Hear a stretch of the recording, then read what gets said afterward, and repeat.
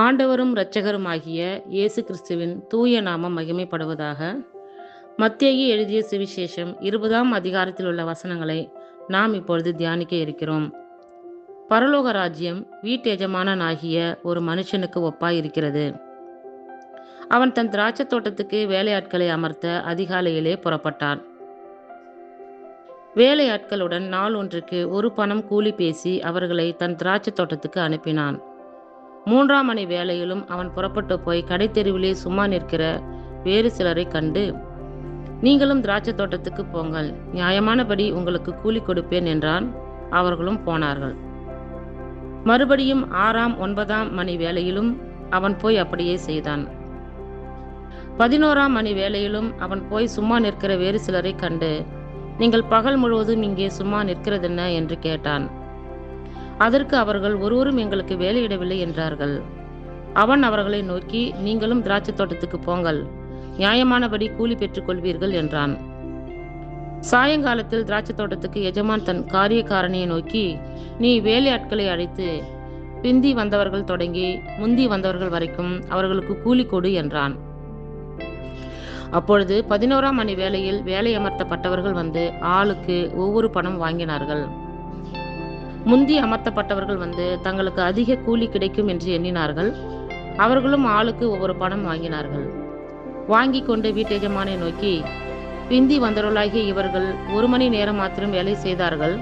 பகலின் கஷ்டத்தையும் வெயிலின் உஷ்ணத்தையும் சகித்த எங்களுக்கு இவர்களை சமமாக்கினீரே என்று முறுமுறுத்தார்கள். அவர்களில் ஒருவனுக்கு அவன் பிரதி உத்தரமாக, சிநேகிதனே, நான் உனக்கு அநியாயம் செய்யவில்லை. நீ என்னிடத்தில் ஒரு பணத்துக்கு சம்மதிக்கவில்லையா? உன்னுடையதை நீ வாங்கி கொண்டு போ. உனக்கு கொடுத்தது போல பிந்தி வந்தவனாகிய இவனுக்கும் கொடுப்பது என்னுடைய இஷ்டம். என்னுடையதை என் இஷ்டப்படி செய்ய எனக்கு அதிகாரம் இல்லையா? நான் தயாளனாய் இருக்கிறபடியால் நீ வன்கண்ணனாய் இருக்கலாமா என்றான். இவ்விதமாக பிந்தினோர் முந்தினோராயும் முந்தினோர் பிந்தினோராயும் இருப்பார்கள்.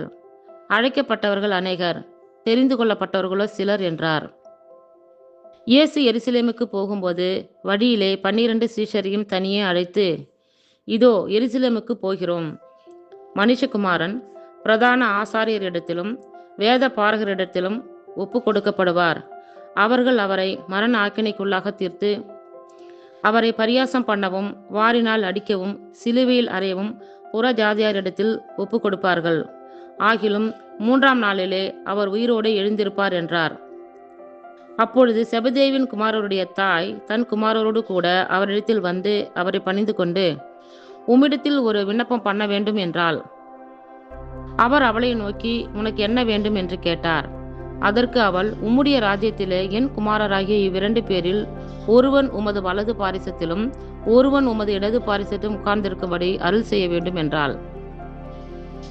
இயேசு பிரதி உத்தரமாக, நீங்கள் கேட்டுக்கொள்கிறது என்னது என்று உங்களுக்கு தெரியவில்லை. நான் குடிக்கும் பாத்திரத்தில் நீங்கள் குடிக்கவும் நான் பெறும் ஸ்நானத்தை நீங்கள் பெறவும் உங்களால் கூடுமா என்றார். அதற்கு அவர்கள் கூடும் என்றார்கள். அவர் அவர்களை நோக்கி, என் பாத்திரத்தில் நீங்கள் குடிப்பீர்கள், நான் பெறும் ஸ்நானத்தையும் நீங்கள் பெறுவீர்கள். ஆனாலும் என் வலது பாரிசத்திலும் என் இடது பாரிசத்திலும் உட்கார்ந்திருக்கும்படி என் பிதாவினால் எவர்களுக்கு ஆயத்தம் பண்ணப்பட்டிருக்கிறதோ அவர்களுக்கே அல்லாமல் மற்றொருவருக்கும் அதை அருள்வது என் காரியமல்ல என்றார். மற்ற 10 பேரும் அதை கேட்டு அந்த 2 சகோதரர் பேரிலும் எரிச்சலானார்கள். அப்பொழுது இயேசு அவர்களை கிட்ட வர செய்து, புற ஜாதியாருடைய அதிகாரிகள் அவர்களை இருமாப்பாய் ஆளுகிறார்கள் என்றும் பெரியவர்கள் அவர்கள் மேல் கடினமாய் அதிகாரம் செலுத்துகிறார்கள் என்றும் நீங்கள் அறிந்திருக்கிறீர்கள். உங்களுக்குள்ளே அப்படி இருக்கலாகாது. உங்களில் எவனாயிலும் பெரியவனாய் இருக்க விரும்பினால் அவன் உங்களுக்கு பணிவிடைக்காரனாய் இருக்க கடவன். உங்களில் எவனாகிலும் முதன்மையானவனாய் இருக்க விரும்பினால் அவன் உங்களுக்கு ஊழியக்காரனாய் இருக்க கடவன்.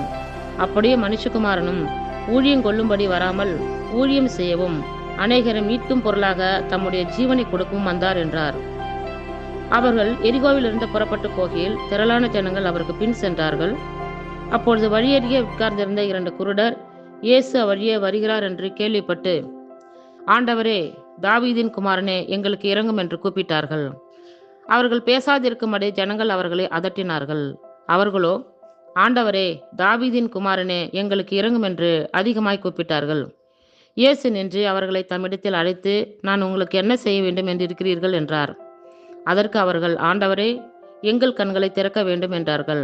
இயேசு மனதுருகி அவர்கள் கண்களை தொட்டார். உடனே அவர்கள் பார்வையடைந்து அவருக்கு பின் சென்றார்கள். இத்துடன் 20ஆம் அதிகாரத்தில் உள்ள வசனங்கள் நிறைவுற்றது. கர்த்தர் தாமே நம் எல்லோரையும் ஆசீர்வதிப்பாராக. ஆமேன்.